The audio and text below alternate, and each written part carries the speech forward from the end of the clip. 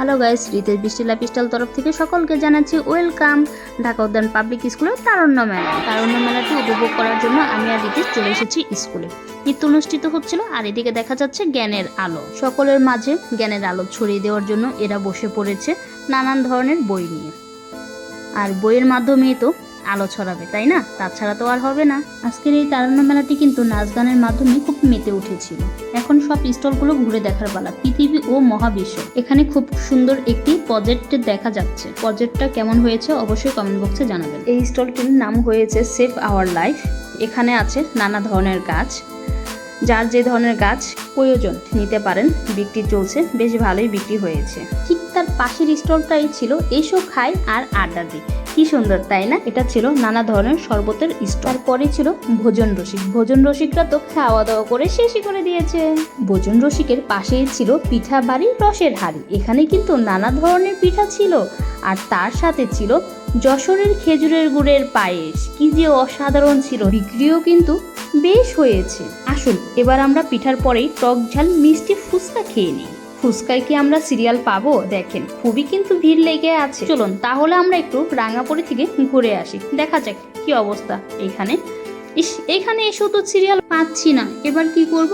তাহলে অপেক্ষা করি, দেখি এরা কিভাবে দিচ্ছে। তাই এদের ভিডিওটা আমি একটু করে নিচ্ছিলাম। আসুন এখন আমরা গয়নার বাক্সে থেকে একটু ঘুরে আসি। গয়নার বাক্সে কি গয়না আছে না দেখলে তো আর চলে না, তাই না? গয়নার বাক্সে দেখে নিলেন তো কি কি গয়না ছিল? খুবই কিন্তু সুন্দর, তাই না? এখন আমরা গয়নার বাক্সের পরেই চলে আসলাম কারু পণ্যের সাত কাহনে। এখানে কিন্তু নানা ধরনের হাতের কাজের জিনিস ছিল, বিক্রিও বেশ হচ্ছিল। টিচার, ম্যাডাম, অভিভাবক সবাই মিলে কেনাকাটা করছিল। তারপরে এখন আমরা অবস্থান করব জুলাইয়ের স্মৃতিচারণের নাটকটি দেখার জন্য। আসুন সবাই মিলে দেখতে থাকি। আরো কত তার কোখাতে বাড়ি ফিরবে স্মৃতি পরে গোটা ছাত্র সমাজ স্লোগানে স্লোগানে করে বাংলা রাজপথ। তুমি কে আমি কে, রাজাকার রাজাকার, কে বলেছে কে বলেছে স্বৈরাচার স্বৈরাচার। ছাত্র জনতার রক্ত তপ্ত দিয়েছে। আন্দোলন ছড়িয়ে পড়ে দেশের অন্যান্য বিশ্ববিদ্যালয়গুলোতে। চট্টগ্রাম বিশ্ববিদ্যালয়, বরিশাল, খুলনা, রংপুর সর্বত্র আন্দোলনের ভাষাগুলো হতে থাকে আর বর্ণবাদ। বিভিন্ন সড়কে সড়কে ছাত্র জনতারা সড়ক অবরোধ ও অবস্থান কর্মসূচি করতে থাকে। তার নাম দেওয়া হয় বাংলা ব্লকের। সারা দেশে আন্দোলনকে সুসংগঠিত করতে 65 সদস্যের একটি সমন্বয় কমিটি গঠন করা হয়। পদে পদে বাধা, গ্রেফতার ও হামলার আতঙ্ক, পুলিশের গুলি, সকল কিছুর মাঝে এক চুলো পিছু হটেনি শিক্ষার্থীরা। পুলিশের এমন অতর্কিত হামলা রুখে দাঁড়াতে সামনে এগিয়ে আসে এক সাহসী ছাত্র আবু সাইদ। পুলিশের ছোড়া কয়েকটা রাবার বুলেট এসে আবু সাইদের গায়ে লাগে। সে কখনো ভাবতেই পারেনি তার নিজের মাতৃভূমি পুলিশরা তার উপর গুলি ছুড়বে। পরক্ষণেই তার উপর গুলি ছুড়ে মুখে পড়েন আবু সাইদ। বন্ধুরা এসে তাকে সেখান থেকে নিয়ে যায় আর তখনই শহীদ হন আবু সাইদ। তিনি ছিলেন জুলাই বিপ্লবের প্রথম শহীদ। আবু সাইদের মৃত্যু গোটা বিশ্বে নারীর পর। তখন ধর্ম বর্ণ নির্বিশেষে সর্বস্তরের মানুষ রাস্তায় নেমে আসে।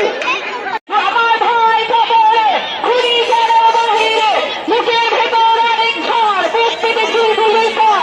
মুখের ভেতর অনেক ঝড়, বুক পেটেছে গুলির পর। এরপর 18 জুলাই ইন্টারনেট বন্ধ করে দেওয়া হয়। হেলিকপ্টার করে গুলি চালানো হয়। রহমান মন্ত্র বাংলাদেশ ইউনিভার্সিটি অফ প্রফেশনসের একজন ছাত্র ছিলেন। আন্দোলন বানচাল করতে পুলিশ যখন নির্বিচারে গুলি ছুটছিল তখন মুগ্ধ তার বন্ধুরা ও আন্দোলনকারীদের জন্য পানীয় বিস্কুট নিয়ে যায়। তৃষ্ণার্ত বন্ধুদের উদ্দেশ্য করে বলা, পানি পানি লাগবে, পানি বাক্যটি আজও আমাদের নতুন করে ভাবতে শেখায়। বন্ধুদের পানি দিয়ে সামান্য ব্রেকের জন্য মুগ্ধ তার বন্ধুরা যখন রেড ডিভাইডারের উপর বসে তখন পর্যন্ত পুলিশ তাকে গুলি করেনি। কিন্তু পরক্ষণে পরিস্থিতি ঘোরাতে হতে শুরু করলে পুলিশের এক গুলি এসে মুগ্ধের কপালে বিদ্ধ হয়ে কানের পাশ দিয়ে বেরিয়ে যায়। পরক্ষণেই মাটিতে লুটিয়ে পড়েন মধ্য চোখ দুটো জলে তৃষ্ণার্ত না রক্ষার আমাদের কাছে নেই কিন্তু রেখে গেলেন তৃষ্ণার এক তরুণ ছাত্রতানি অনেক গ্রাম যমুনার সবকিছু চলে আজ সেই তৃষ্ণা মিটবে কিনা আমাদের তখন বিশ্ববিদ্যালয়ের ছাত্রগুলো ছাড়া আরো স্কুল কলেজের ছাত্ররা নেমে আসে তখন আন্দোলনের ভাষাগুলো হয়ে যায়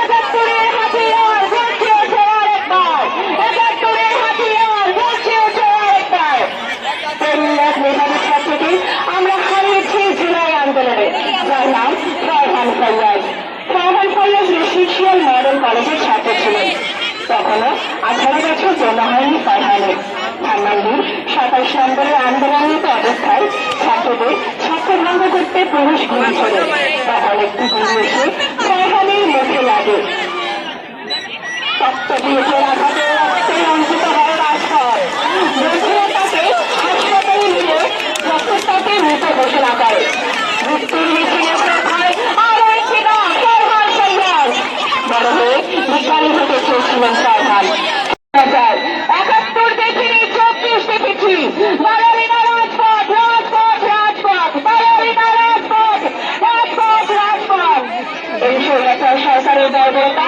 এমন মধ্যে বেড়ে গিয়েছিল যে একটি তৎকাতার জীবনকে নিমিষে লাশ বানিয়ে ফেলতে এতটুকু হচ্ছে হয়নি পাথর তেমন এক নৃশংসতার ছাপ রেখে গেছে শহীদ নাফিস কি পরিমাণ নির্যাতন করা হয়েছিল নাফিসকে তা ভাবতেই বা শিউরে ওঠে নাফিসকে নির্যাতনের পর পুলিশের গুলিতে পুলিশের দায়িত্ব করে তাকে রেখে দেওয়া হয় একটি রিক্সা উঠে নাফিসকে হাসপাতালে নিয়ে যেতে চান এক রিক্সা চালক ভাই কিন্তু রিক্সা সহ নাফিসকে পুড়িয়ে দেওয়ার হুমকি দেয় স্বৈরাচারী পুলিশরা এক পর্যায়ে নাফিসের মৃত্যু থাকে নাফিস ময়দানি কলেজে এইচএসসি প্রথম বর্ষের ছাত্র ছিল স্বপ্ন ছিল নৌসেনা হওয়া কিন্তু সেই স্বপ্ন আর পূরণ হলো না এমনই অনন্ত সত্যের রক্তে রঞ্জিত হয়েছিল বাংলার